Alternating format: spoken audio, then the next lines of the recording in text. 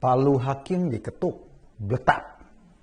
Sidang pra-peradilan memutuskan polisi wajib membuka kembali kasus esek-esek Sejoli, Rizik, dan Firza. Pertimbangan hakim demi kepentingan umum. Kasus yang sempat bikin heboh sekecamatan ini memang sempat dihentikan polisi pada tahun 2018. Saya waktu itu membayangkan saat polisi menghentikan kasus ini. Di mata saya, langkah itu bukan sepenuhnya pertimbangan hukum, tapi mungkin ada pertimbangan-pertimbangan lain, misalnya pertimbangan sosial.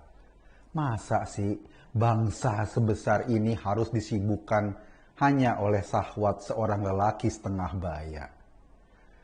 Mungkin ada juga pertimbangan etisnya. Udahlah, Rizik kan ngakunya ulama, imam besar, jadi kita tutupi aja aibnya. Hentikan kasus ini dan semoga dia mendapat hidayah. Saya kira ya begitulah kira-kira pertimbangan non-hukumnya ketika kasus ini dihentikan. Jadi penghentian kasus itu sebagai upaya untuk bikin hidup kita jadi lebih adem. Mestinya Rizik berterima kasih dengan upaya itu. Tapi Rizik ternyata bukannya berterima kasih tapi makin jumawa. Omongannya tambah kasar, perilakunya lebih beringas. Coba dengar ceramahnya sesaat setelah kembali dari pelariannya di Saudi. Bahkan pengawalnya Rizik berani menembaki mobil petugas. Meski akhirnya 6 orang pengawal ikut tuh mati sia-sia.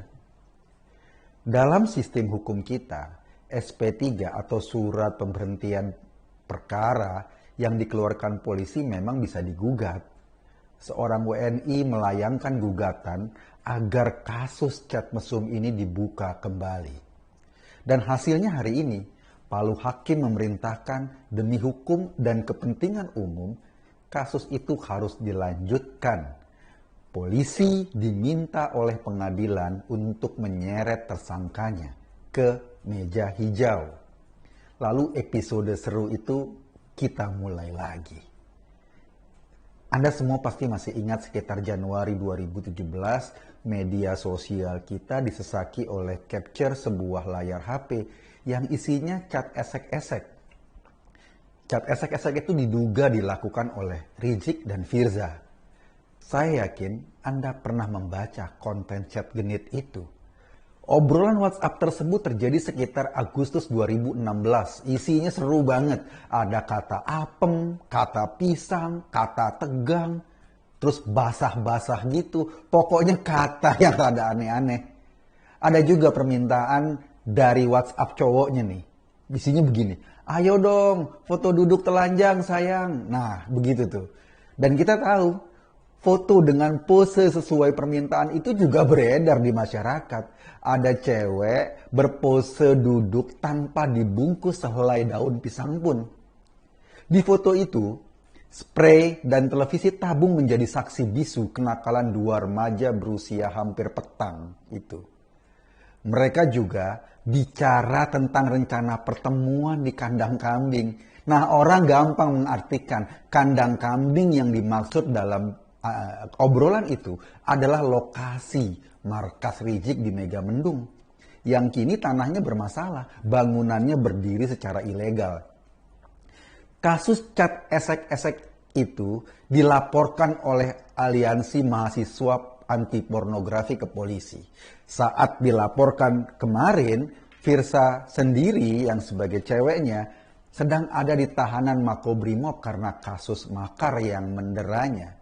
Ia kemudian dilepaskan setelah masa pemeriksaan selesai.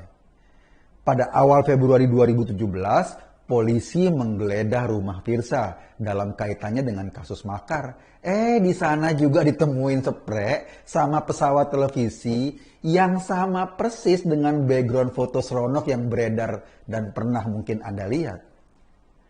Karena bukti-bukti sudah lengkap, akhirnya polisi memanggil Rizik dan Firza untuk dimintai keterangan. Setelah panggilan kedua, Firza datang sendiri, sedangkan Rizik udah buron ke Saudi. Proses penyidikan terus berlanjut sampai akhirnya kita tahu dikeluarkannya surat perintah penghentian perkara atau SP3. Alasan hukumnya kata polisi saat itu bukan karena catnya palsu, atau foto-foto yang beredar itu adalah foto rekayasa. Bukan itu alasannya. Tetapi kata polisi, karena saat itu tidak ditemukan siapa yang mengunduh chat esek-esek itu ke media sosial, jadi dihentikan. Rizik ini emang banyak terkena kasus hukum. Laporannya di kepolisian menumpuk. Tapi dari semua kasus, mungkin soal esek-esek ini yang paling ditakutin. Buktinya, dulu ia memilih buron ketimbang berhadapan dengan hukum. Bagi Rizik, kasus ini berat bukan karena ancaman hukumannya, bukan karena ancaman pidananya. Kasus ini terasa berat karena melibatkan selangkangannya sendiri, plus melibatkan selangkangan orang lain.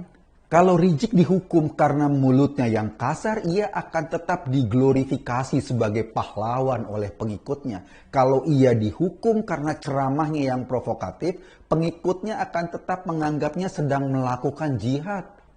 Kalau ia melawan petugas, ia akan dianggap sebagai superhero.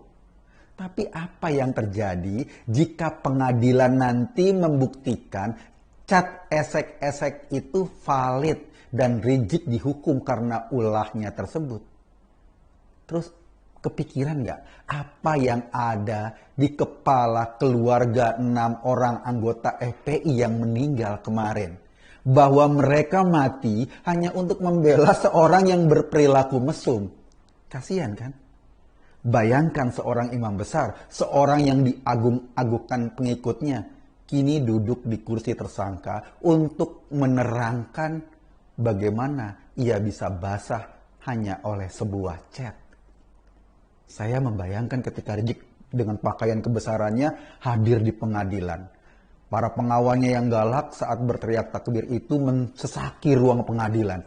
Lantas majelis hakim bertanya kepada Rizik, apa yang saudara maksud dengan pisang yang sudah tegang? Tolong dijelaskan, apakah itu pisang Ambon atau pisang kepok? Pusing kan jawabnya?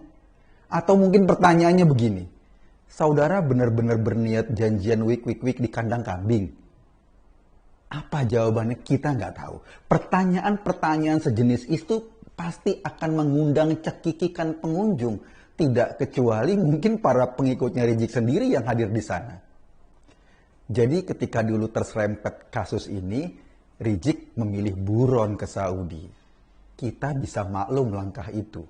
Dunianya akan runtuh seketika ketika soal-soal celana dalamnya dibeberkan di ruang sidang. Sebagai imam besar, di ruang sidang itu, ia akan tersedak oleh kenakalan salah satu organ tubuhnya sendiri. Bagi orang seperti Rizik, kasus ini sangat mengerikan, lebih mengerikan dari kasus-kasus lainnya. Saya hanya ajak Anda berpikir, kesimpulannya ya terserah Anda. Terima kasih.